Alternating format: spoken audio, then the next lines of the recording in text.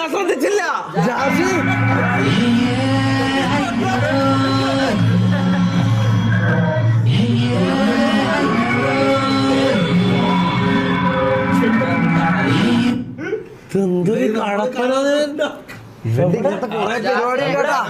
എടാ പഴംപൊരി മുഖ ഇങ്ങോട്ട് വാടാ. ഇതെന്താടാ ഇത്? ഇങ്ങോട്ട് വാ, ഇതൊന്ന് നോക്കിയാ. ഇങ്ങ് വാ.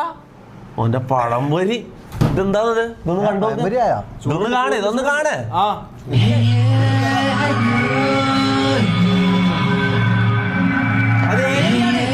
എന്ത് ഇതാ